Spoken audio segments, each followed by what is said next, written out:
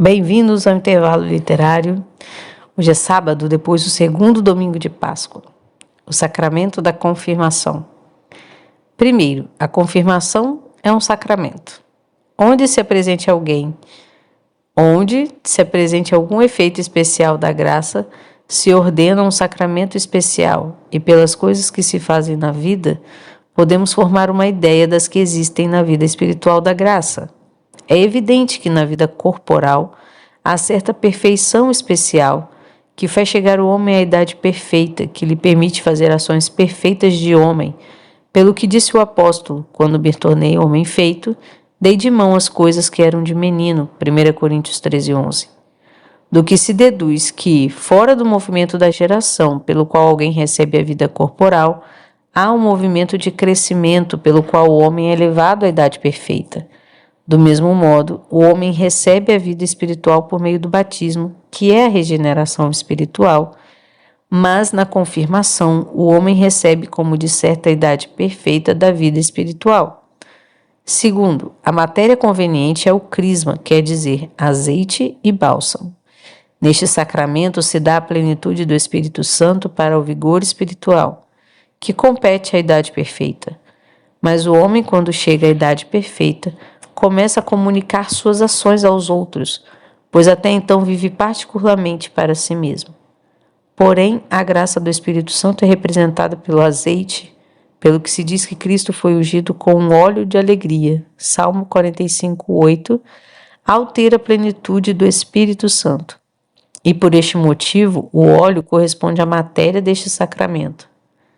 Mescla-se com o bálsamo pela fragrância do odor que espalha sobre os outros, e ainda que existem muitas substâncias olorosas, se emprega com preferência o bálsamo porque possui um olor excelente e ademais preserva da corrupção.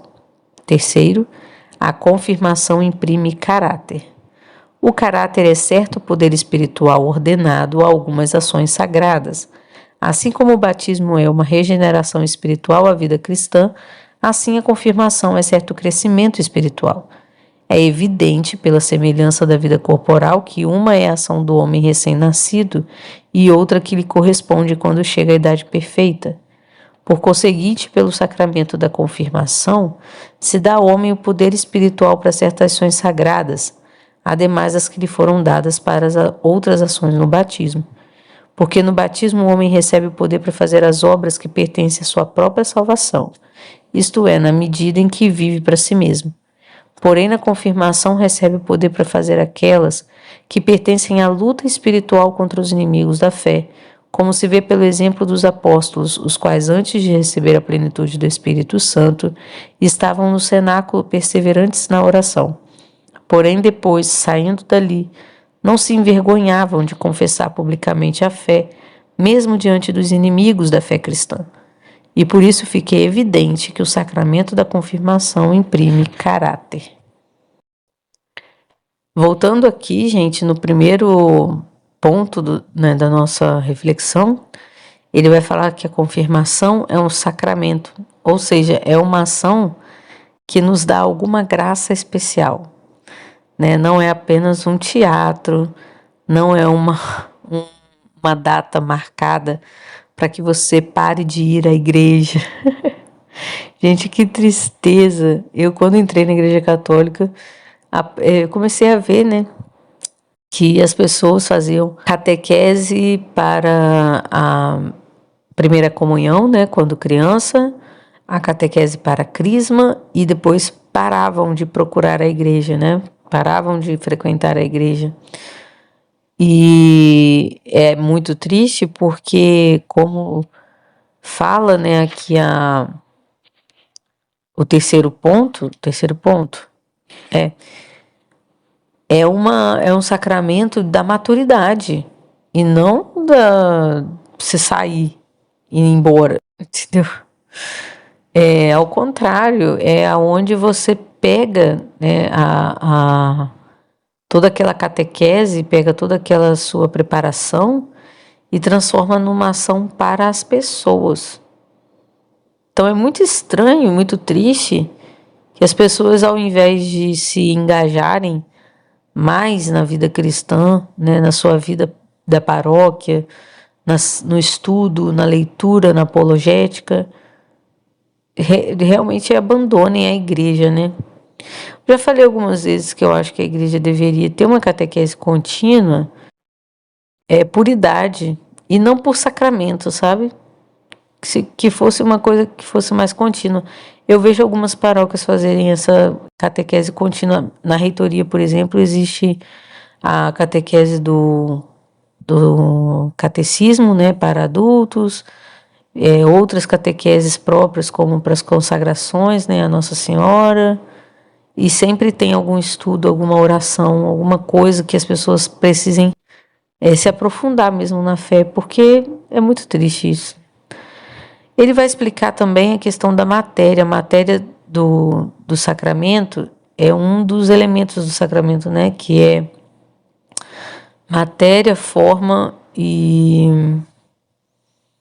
Agora eu vou esquecer, gente. É matéria, forma e graça. É isso mesmo. A matéria do sacramento é o crisma, que é aquele óleo, né? Que o bispo usa para poder fazer aquela cruz na nossa testa. E ele é misturado com perfume. Então, ele te unge para uma missão e ele te perfuma para que você seja percebido, né? Então, é realmente uma unção para uma missão específica que não tem a ver com você abandonar a igreja, ao invés disso, de se comprometer mais ainda com o evangelho. Certamente. Também essa questão da vida, que é muito interessante, porque os sacramentos imitam, né, a evolução da nossa própria vida.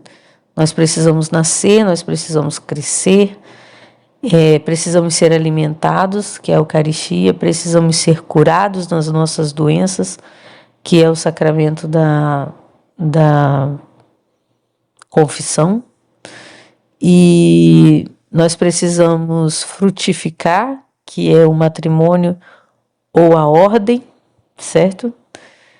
Então, cada coisa, cada sacramento imita as nossas necessidades corporais. E isso vem da encarnação do Verbo, certo? O sacramento vem da encarnação do Verbo, porque Cristo se tornou homem.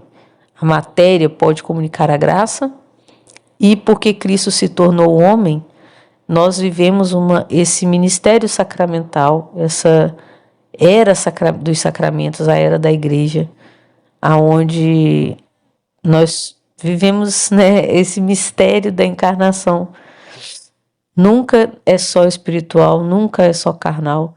Estamos realmente envolvidos nessa mistura, né, que é a encarnação do Verbo, que é o próprio Deus tomando a nossa carne. E por isso a igreja é tão importante, né? Hoje eu vi um videozinho do Dom Henrique falando sobre a igreja, que a igreja né, é a nossa mãe, é o nosso colo, é nela que nós recebemos o Cristo Eucarístico, é nela que recebemos o batismo. Então nós devemos amar sim muito a igreja e rezar sempre, né, pelo clero, pelas vocações sacerdotais, pelas vocações religiosas, pelos leigos, e fazer o que nós pudermos, né, rezarmos e fazermos o nosso papel para que a igreja seja sempre essa noiva adornada, né, para o Senhor. Então é isso, gente. Opa. Já se inscreve no canal, deixa o seu like e o seu comentário. Até a próxima.